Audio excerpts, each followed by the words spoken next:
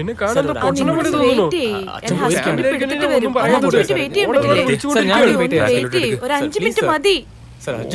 വിളിച്ചുകൊണ്ട് തന്നെ ഇരിക്കുകയാണ്. നിങ്ങളത് നോക്കിക്കേ. അച്ഛൻ വരുന്നുണ്ട് സാർ, ഞാൻ പറഞ്ഞല്ലേ. എന്താ പ്രശ്നം? സാർ നിന്നും കൊണ്ടിരുന്ന വണ്ടിയിൽ വന്നിടിച്ചു സാർ. സാർ ഞങ്ങളുടെ അടുത്താ തെറ്റ്. എയർപോർട്ട് പോകുന്ന അർജൻസിയിൽ അച്ഛൻ അടിച്ചതാ.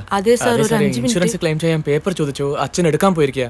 സാർ 1 മണിക്കൂറായിട്ട് ഇതന്നെ പറയുന്നത് സാർ. എയർപോർട്ട് പോകണം, ഫ്ലൈറ്റ് ഉണ്ട്. അവര് പോട്ടെ, ഞാൻ വേണമെങ്കിൽ ഇരിക്കാം സാർ.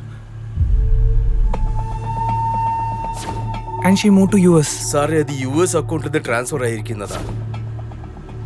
5 മിനിറ്റ് വെയിറ്റ് ചെയ്ത് വാങ്ങിച്ചിട്ട് പോ. ശരി സാർ. വണ്ടി എടുക്ക്. ആ ലെഫ്റ്റിലൊന്ന് നിർത്തിയേ.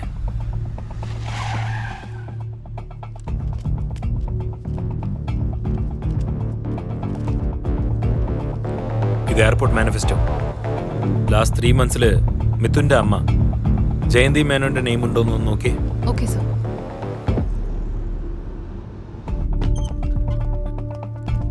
മിഥുന്റെ അവന്റെ അമ്മയുടെയും കോൾ ഹിസ്റ്ററി മെസ്സേജസ് എല്ലാം ട്രേസ് ചെയ്യാൻ പറഞ്ഞില്ലേ, എന്തായി? ഇപ്പൊ 3 monthsന്റെ ഡീറ്റെയിൽസ് ഉണ്ട് സർ. ആവറേജ് ആയിട്ട് വീക്ക്ലി 2 to 3 times ആണ് കോൾ ചെയ്തിരിക്കുന്നത്. പിന്നെ മെസ്സേജസ് നോക്കിയപ്പോ എമൗണ്ട് ട്രാൻസാക്ഷന്റെ ഡീറ്റെയിൽസ് മാത്രം ഉണ്ടായിരുന്നത്. എയർപോർട്ട് മാനിഫെസ്റ്റോ എന്തായി? എല്ലാം ചെക്ക് ചെയ്തിട്ടുണ്ട് സർ. നിങ്ങൾ ചോദിച്ചതുപോലെ മിഥുന്റെ അമ്മ ജയന്തി മേനോൻ റീസെന്റ് ആയിട്ട് ഇന്ത്യയിലേക്ക് വന്നിട്ടില്ല സർ. ശരിക്കും പറഞ്ഞാൽ അവർ വന്നിട്ട് 2 years ആയി.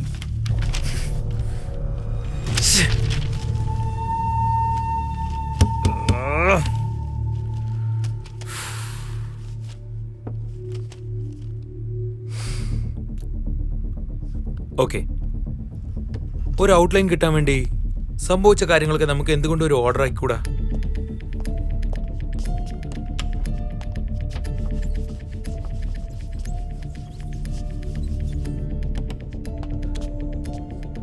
മിഥുനന്റെ ഫോണിൽ നിന്ന് അവന്റെ അമ്മയുടെ ഫോണിലേക്ക് ഒരു മെസ്സേജ് പോയിട്ടുണ്ട്.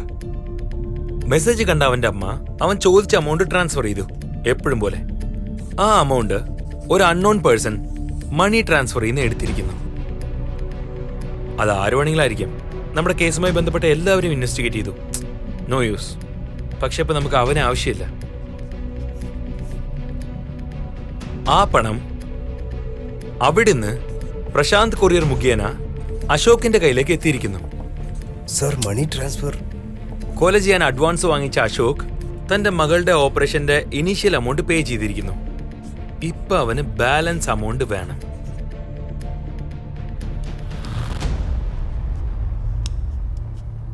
അതുകൊണ്ട് ഇയലിനെ കൊന്നു. പറയൂ. സാറേ മണി ട്രാൻസ്ഫറിൽ പണം വാങ്ങിച്ച ആളെ പോലും വിട്ടേക്കാം. പക്ഷെ പ്രശാന്തിന്റെ കയ്യിൽ കൊറിയർ എങ്ങനെ എത്തിയത്? ആരയച്ചതായിരിക്കും? എനിക്കൊരാളുടെ മേലെ ഡൗട്ട് ഉണ്ട്. കുറച്ചു നേരത്തിൽ ഞാനത് ക്ലിയർ ചെയ്യാം. ഇപ്പൊ നമ്മുടെ അടുത്ത് 2 പോസിബിലിറ്റീസ് മാത്രമേ ഉള്ളൂ. ഒന്നല്ലെങ്കിൽ നമുക്ക് ആരാന്ന് പോലും അറിയാത്ത, നമ്മൾ ഇതുവരെ മീറ്റ് ചെയ്യാത്ത ഒരു പേഴ്സണെയാണ് തെരഞ്ഞുകൊണ്ടിരിക്കുന്നത്. അല്ലെങ്കിൽ മിഥുൻ വളരെ ക്ലെവറായിട്ട് പ്ലാൻ ചെയ്ത് നമ്മളെല്ലാവരും മണ്ടന്മാരാക്കിക്കൊണ്ടിരിക്കുക. ഈ എല്ലാ ചോദ്യത്തിന്റെ ഉത്തരം ഒരാൾക്ക് മാത്രമേ അറിയൂ. പ്രശാന്ത് വെറും ഒരു ടൂള് മാത്രമാണ്. അവന് പോലും അറിയാതെ അവനെ ആരോ അതിൽ സെറ്റ് ചെയ്ത് വിട്ടിരിക്കുക. അവൻ എഴുന്നേറ്റ് നിന്ന് സംസാരിച്ചാൽ തീർച്ചയായിട്ടും ഈ കേസിൽ ഒരു ക്ലൂ കിട്ടുന്ന എനിക്ക് നല്ല വിശ്വാസമുണ്ട്.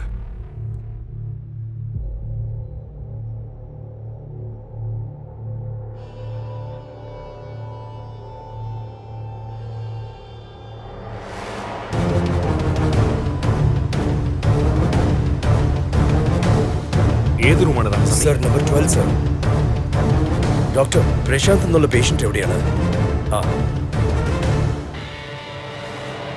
ഒന്ന് നിന്നേ. ഹേയ് ഡാ നിക്ക്. സുമേഷ് അവനെ പിടിക്കേ. വിട്ടേക്ക് സുമേഷ്.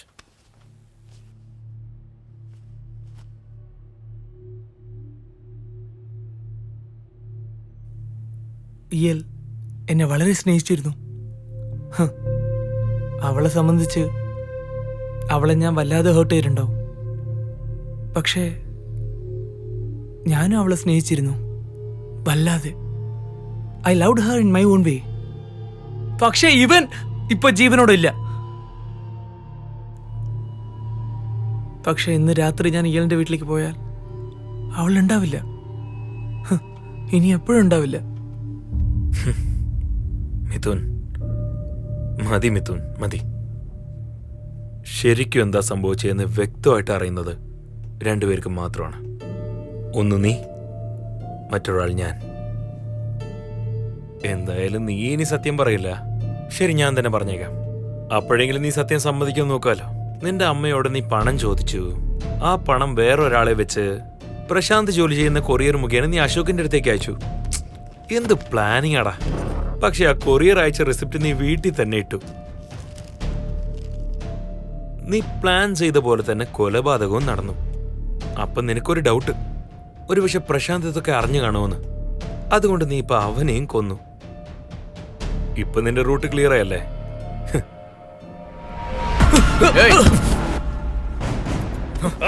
കേറ്റടാ കേറ്റടാ അവനെ വെടിക്കത്ത്. Rascal.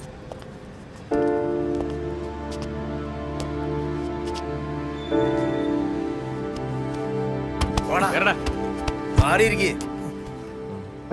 End of the day എല്ലാം തകിടം മറിഞ്ഞു പോയല്ലോ സർ. സാറുടെ ഐഡിയോളജിയും കൂടിയാ പറയുന്നത്. ഇന്ന് മോർണിംഗ് അല്ലേ പറഞ്ഞത് ശരിക്കുള്ള കില്ലറിനെ പിടിക്കാൻ ടൈം എടുക്കുമെന്ന്. പക്ഷെ പറഞ്ഞ ദിവസത്തിന് മുമ്പ് തന്നെ നമുക്ക് കണ്ടെത്താൻ കഴിഞ്ഞു അല്ലേ സർ?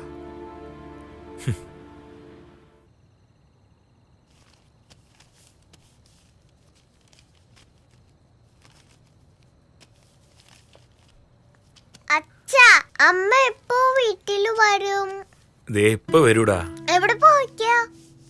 അറിയുന്നില്ലല്ലോ, അച്ഛനോടൊന്നും പറഞ്ഞില്ല. അമ്മ വന്നത് നമുക്ക് ചോദിക്കാട്ടോ.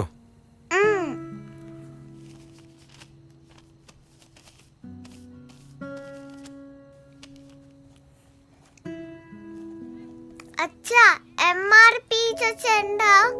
മാക്സിമം റീറ്റെയിൽ പ്രൈസ്, അതായത് ഒരു സാധനത്തിന്റെ വിൽപ്പന വില.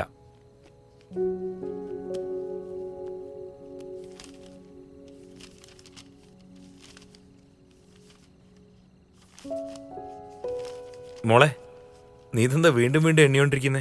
ഇല്ല അച്ഛാ, ഇത് 96 പേജുള്ള എടുത്തിരിക്കുന്നേ. പക്ഷെ ഞാൻ കൗണ്ട് ചെയ്തപ്പോ 92 പേജസ് ആണ് അച്ഛാ. അപ്പോ നമ്മളെ അവരെ പറ്റിച്ചോ? അങ്ങനെയല്ലേ മോളെ, ഇങ്ങതാ 96 പേജസ് ഇട്ടിട്ടില്ലേ? Total pages include index and printed information എന്ന് വെച്ചാ കൗണ്ട് ചെയ്യുമ്പോ ഈ ഫ്രണ്ട് കാർഡും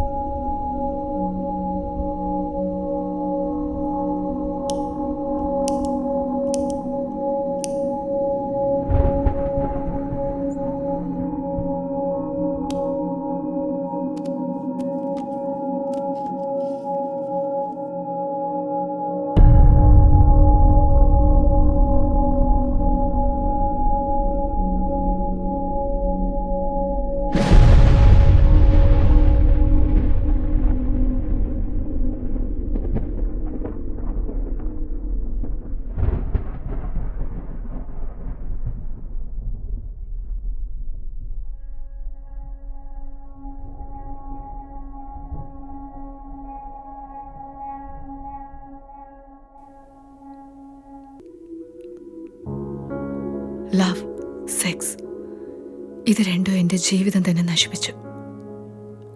അങ്ങനെയല്ല, ലവ്, സെക്സ് ഇത് രണ്ടിനും വ്യത്യാസം അറിയാത്ത ആൾക്കാർ കാരണം എൻ്റെ ജീവൻ നശിച്ചു. യാ